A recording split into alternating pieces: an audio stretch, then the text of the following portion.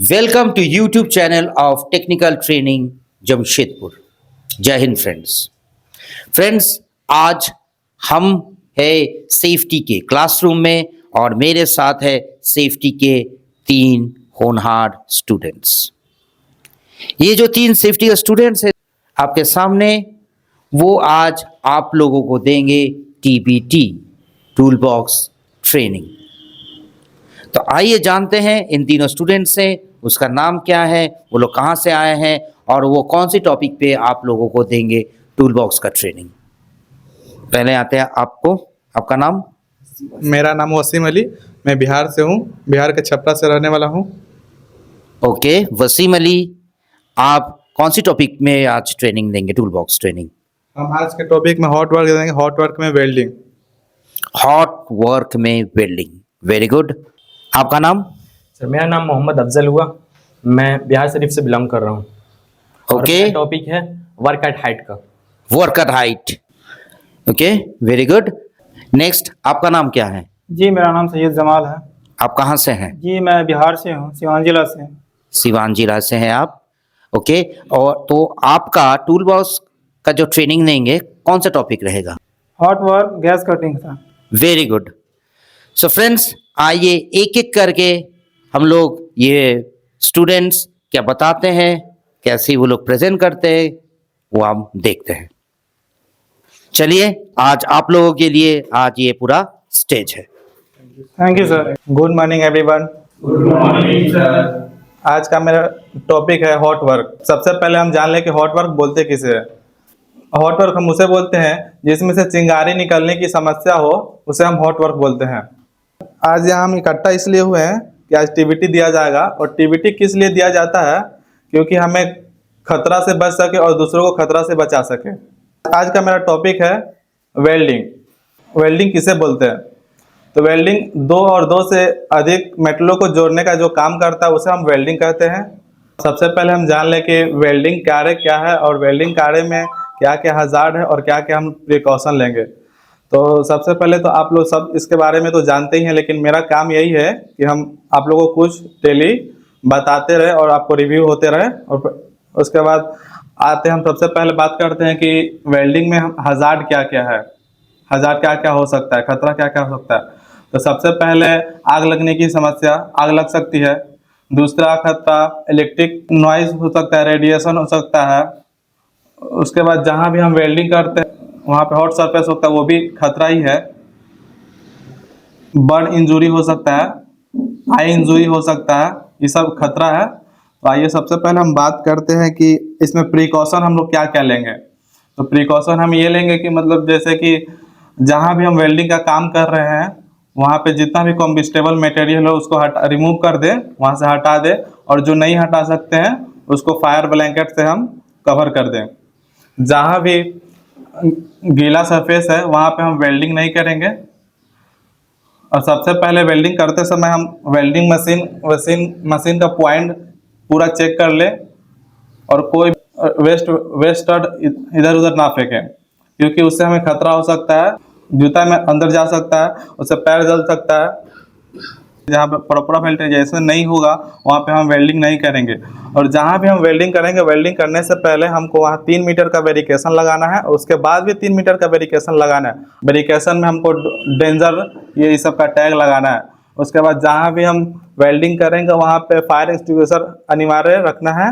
उसके बाद fire blanket भी रहना चाहिए। और वेल्डिंग जहाँ भी करेंगे वहाँ पे फायर एक्सटिंग्विशर और प्लस में सैंड का बकेट भी रखेंगे, जिससे कि इमरजेंसी हो तो हम पहले, अगर फायर एक्सटिंग्विशर नहीं है वहाँ पे, तो वहाँ पे पहले हम इमरजेंसी में बालू से ही बुता सकें। आइए हम इसमें बताते हैं इसमें पीपी क्या क्या लेंगे। तो सबसे पहले पीपी उसमें फेस शील्ड यूज करेंगे, हेलमेट यूज़ करेंगे, सेफ्टी गूगल्स यूज़ करेंगे, सेफ्टी शूज यूज़ करेंगे, कॉपर ऑयल यूज़ करेंगे।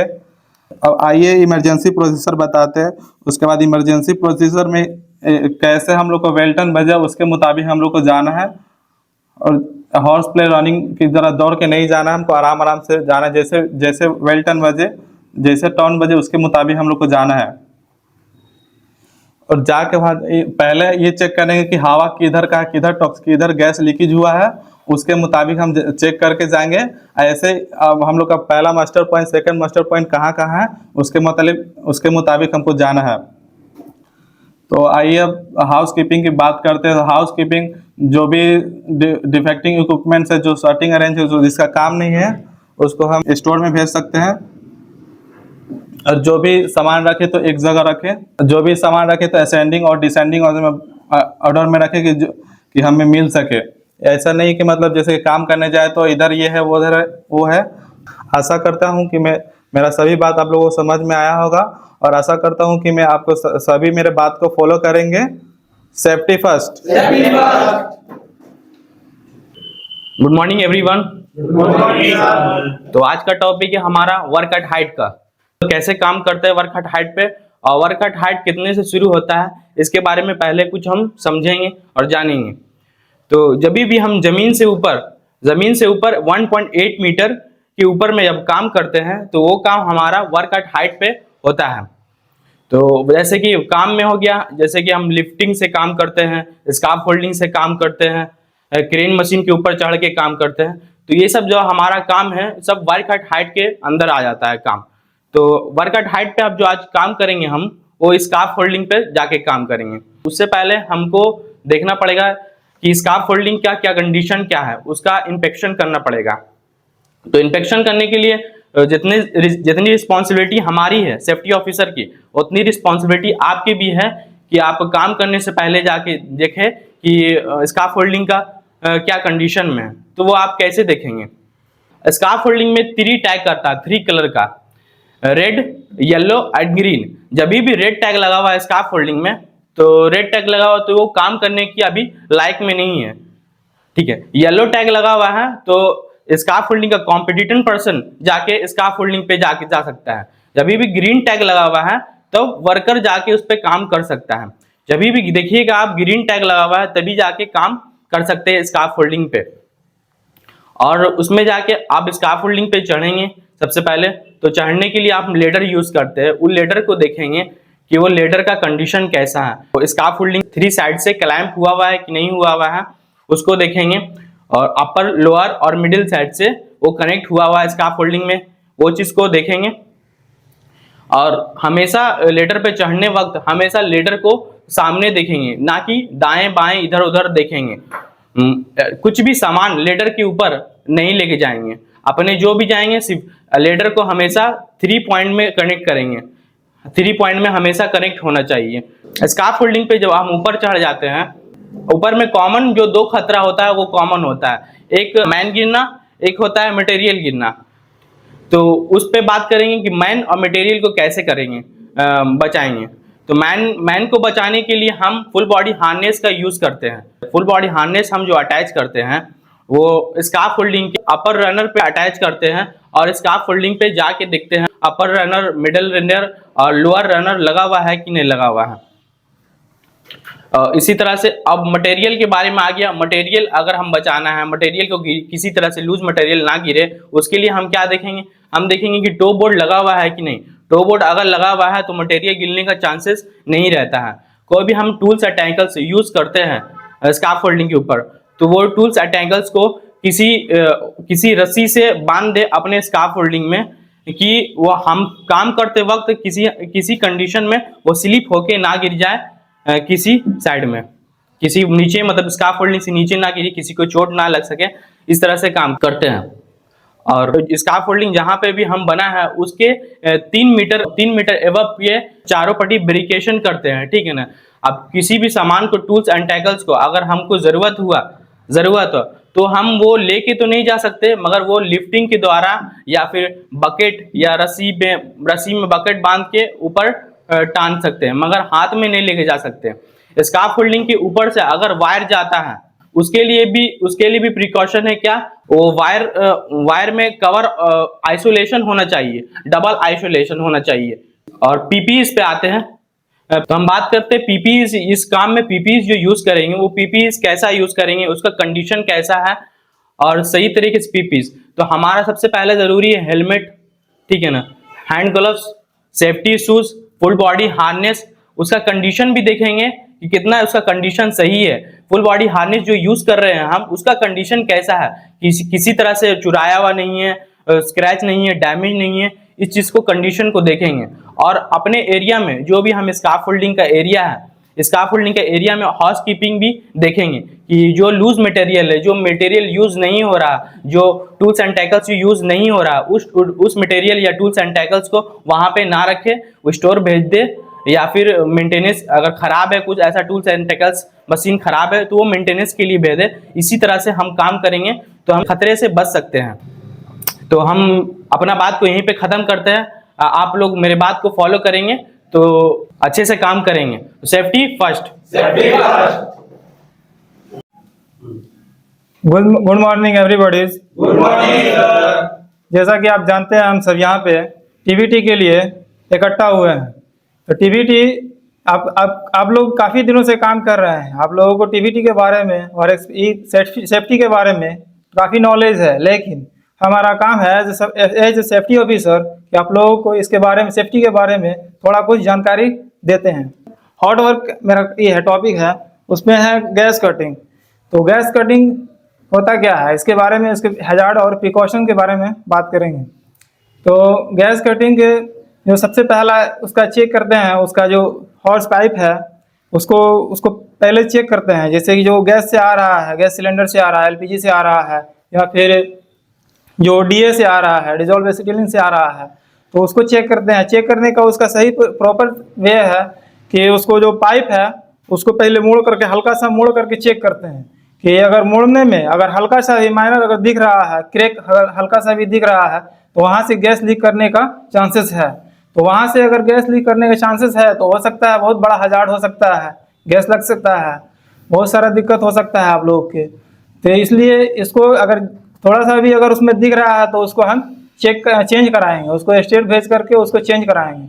उसके बाद हम चेक करते हैं उसका जो भी गैस पे लगा है उसका रेगुलेटर है, उसको सही से है कि नहीं है। उसका जो गैस में रेगुलेटर में जो हॉर्स पाइप लगा है वहाँ से भी चेक करते हैं, वहाँ से भी लीक करने नहीं ना कर रहा है। अगर लीक करने का चेक करने का तरीका है, वो जो वाटर ये साबुन का जो ये है पानी है, जो साबुन वाटर है, सोप वाटर, तो उसको हम हल्का सा वहाँ पर डाल करके चेक करते हैं। हल्का सा भी अगर वहाँ से अगर हल्का सा भी बबल्स बन रहा है तो इससे मालूम चलता है कि हाँ वहाँ पर लीक है।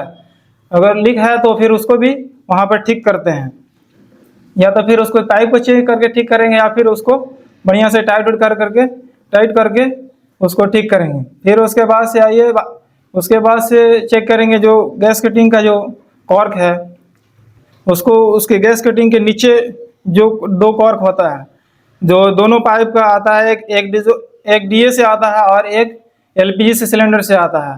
तो ये दोनों भी वहाँ पर भी ज्वाइंट देख लेना है बढ़िया से, ताकि कोई ऐसा दिक्कत ना है, कोई ऐसा वहाँ पे दिक्कत नहीं ना हो रहा, लीक तो नहीं कर रहा। वहाँ से भी लीक का चेकिंग करना है, लीक से चेकिंग का यही प्रोसीजर, सेम प्रोसीजर है।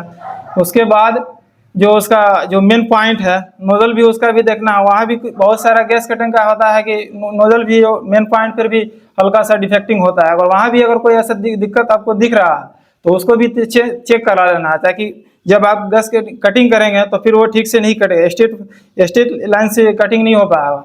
तो उसको भी हम अगर ठीक है तो उसी से काम करेंगे, नहीं तो नहीं, अगर ठीक है तो उसको भी हम चेक कराएंगे। उसके बाद है जो उसका जो हॉर्स पाइप है उसमें जो रेड वाला है, तो रेड वाला जब भी लगाएंगे हम, जब चेंज करेंगे तो जब भी लगाएंगे तो वो जो एलपीजी सिलेंडर में लगाएंगे, एलपीजी में लगाता है। और जो ब्लैक हो गया या फिर ग्रीन आता है, जो दूसरा कलर का आता है, जो भी मतलब पाइप उसका हॉर्स पाइप, तो वो लगाएंगे जब भी हम तो डीए में लगाएंगे, डिजॉल्व एसिटिलीन गैस में लगाएंगे। फिर उसके बाद है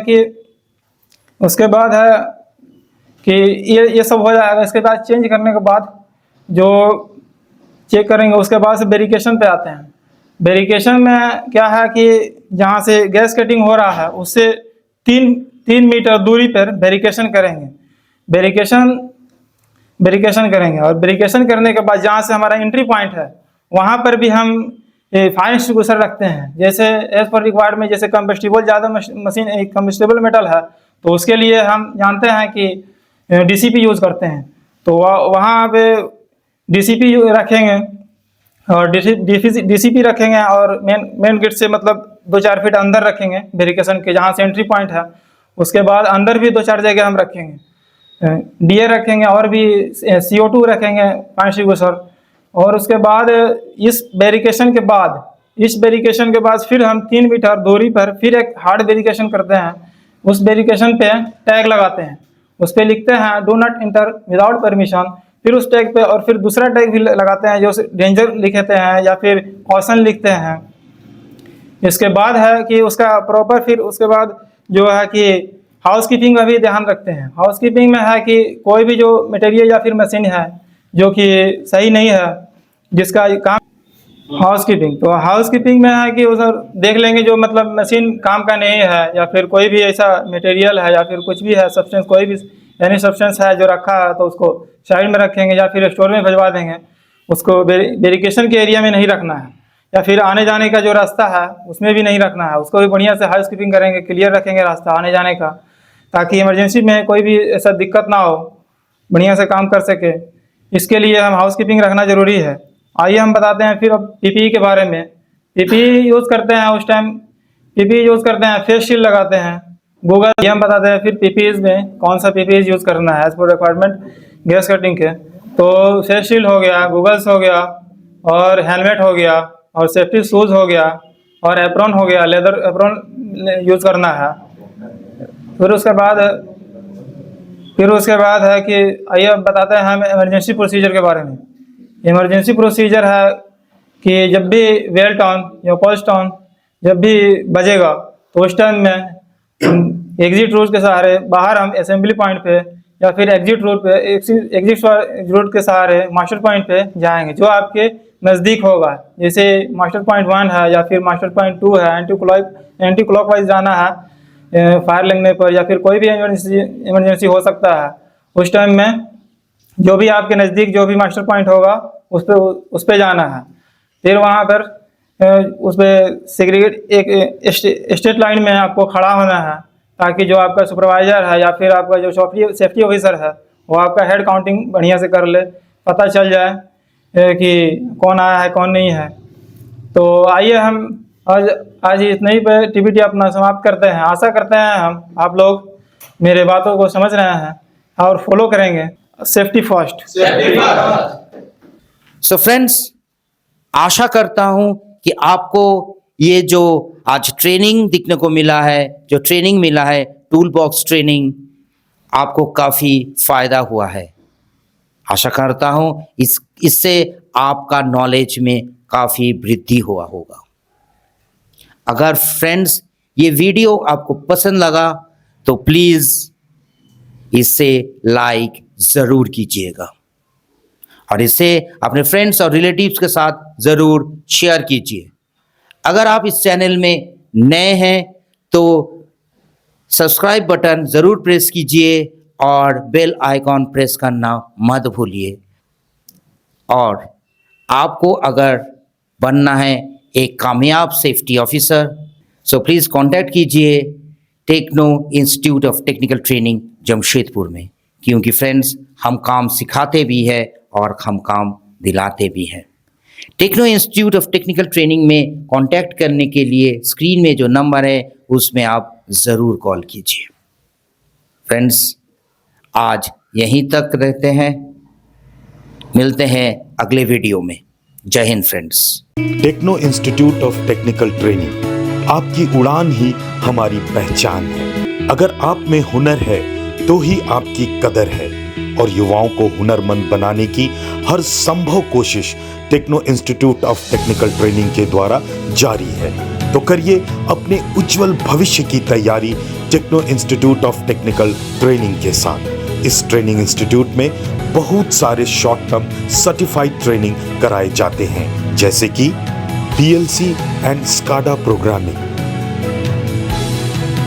instrument engineer, instrument technician, electrical engineer, electrical technician, HVAC engineer, HVAC technician, BMS technician, BMS operator, CCTV technician, fire alarm technician, safety officer, NEBOSH, crane, excavator और JCB ऑपरेटर, ये सभी technical courses रोजगार के अवसर प्रदान करते हैं। टेक्नो इंस्टीट्यूट में 100% हैंड्स ऑन प्रैक्टिकल ट्रेनिंग कराई जाती है और 100% प्लेसमेंट भी दिया जाता है। आज टेक्नो के छात्र देश विदेश के बहुत सारे कंपनी में कार्यरत है। Techno Institute of technical Training government registered, ISO certified और अंतर्राष्ट्रीय मान्यता प्राप्त इंस्टीट्यूट है। हमारे यहाँ smart classroom, qualified faculty, theory and practical class, hostel की सभी सुविधा है, जिससे बच्चे अपने कैरियर की तैयारी शानदार तरीके से करते हैं। हम उचित काउंसलिंग के जरिए युवाओं को मोटिवेट भी करते हैं। तो देर किस बात की, ज्वाइन करें। हमारा पता Techno Institute of technical Training, Mango, Jamshedpur, Jharkhand.